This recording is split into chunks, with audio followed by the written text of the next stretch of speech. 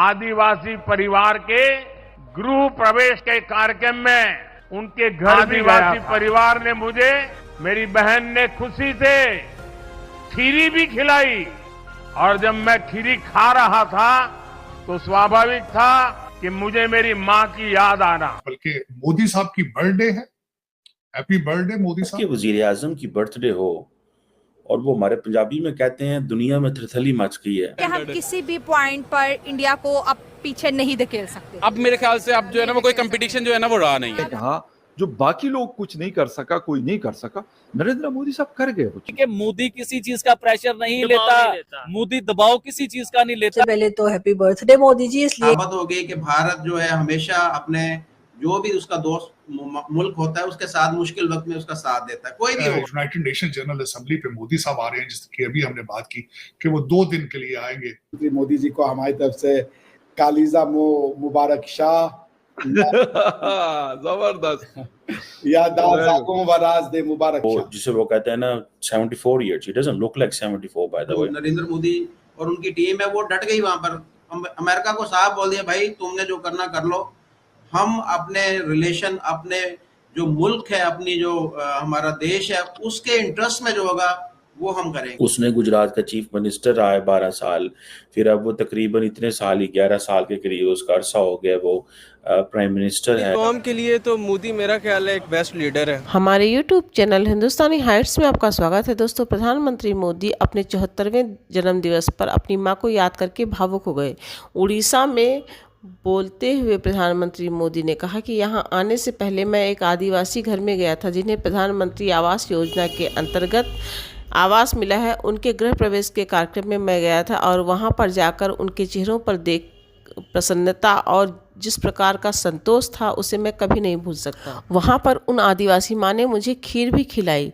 उस खीर को खाते हुए मुझे अपनी माँ की याद आ गई, क्योंकि मैं अपने जन्मदिन पर जब अपनी माँ से आशीर्वाद लेने जाता था तो वो मुझे गुड़ खिलाती थी। उड़ीसा के भुवनेश्वर के जनता मैदान में एक विशाल रैली को संबोधित करते हुए प्रधानमंत्री मोदी ने कहा कि अपने हर जन्मदिन के अवसर पर मैं अपनी माँ से मिलने, उनका आशीर्वाद लेने उनके पास जाता था और वो गुड़ खिलाकर मेरा मुँह मीठा कराती थी। आज खीर खाकर मुझे वही एहसास हुआ। प्रधानमंत्री मोदी के 74वें जन्म दिवस के अवसर पर देश विदेश के नेताओं ने उन्हें शुभकामनाएं दी। वही सेंस में कि इटालियन प्राइम मिनिस्टर जो है वो मुबारकबाद भेज रही है, और भी सुना दुनिया के लीडर्स जो हैं उन्होंने लेटर्स भेजे हैं। The question is why Narendra Modi is so relevant internationally. क्यों, ये क्या वजह है? तो प्रधानमंत्री मोदी जिन प्रिंसिपल्स के साथ डोमेस्टिक पॉलिसी या डोमेस्टिक पॉलिटिक्स करते हैं वो उन्हीं प्रिंसिपल के साथ जो है वो इंटरनेशनल पॉलिटिक्स करते हैं। और उसका आधार क्या है कि सबका साथ सबका विकास, together with everyone and development for everyone, कोई पीछे ना छूटे। और इसी को हम लोग कहते हैं वसुधैव कुटुंबकम, कि पूरा दुनिया ही आपका एक परिवार है। तो वो उस परिवार में परिवार के जैसा वो महसूस करते हैं, वो उसको वैसे ही ट्रीट करते हैं। जब हमारे पास वैक्सीन हमारे देश ने बनाया था तो उन्होंने जो गरीब देश थे या जो कमजोर देश थे उनको भी अपने परिवार का हिस्सा मानते हुए उन्हें भिजवाया था वैक्सीन। तो उससे उनकी जो एक क्रेडिबिलिटी है ना फकर भाई, दुनिया में बहुत ज्यादा है। स्पेशली अगर आप देखें जो पुतिन साहब हैं, उनके सामने शुरू में ये बहुत बड़ा एक इशू था, क्योंकि जब पुतिन साहब ने देखा कि मोदी साहब लीन हो रहे हैं वेस्ट की तरफ तो वो थोड़े घबराए हुए थे कि आखिर ये प्रधानमंत्री मोदी साहब करेंगे क्या। लेकिन जब पुतिन साहब के ऊपर खराब समय आया तो उन्होंने अपनी मित्रता का पूरा जो परिचय था वो दिया, और इससे दुनिया में उनकी क्रेडिबिलिटी बढ़ी। उनको गालियां जरूर पड़ी होंगी वेस्ट में, लेकिन क्रेडिबिलिटी बन गई। होता ही है ना कि आप गालियां खा लें लेकिन सामने वाला गाली देने के बाद भी कहता है लेकिन एक बात है, ये आदमी जो है इसने अपनी मित्रता को निभाया है, इसने अपनी वचन को निभाया है। और उसने प्रधानमंत्री मोदी का कद बढ़ा। बहुत बार गालियां मिलने के साथ साथ लोग आपकी वैल्यू भी बहुत ज्यादा करते हैं, ये रिकॉग्नाइज करते हैं कि यार this is a man, he is a man of principle. So प्रधानमंत्री Modi is a man of principle.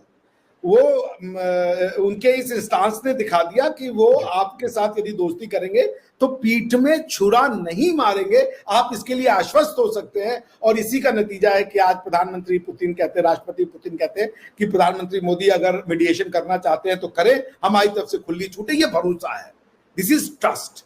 वो सारी दुनिया कह रही है कि 21वीं शताब्दी इंडिया की शताब्दी है, जबकि हमसे बड़ी इकोनॉमी अभी चाइना है, लेकिन कोई नहीं कहता फकर भाई कि 21वीं शताब्दी चाइना की शताब्दी है।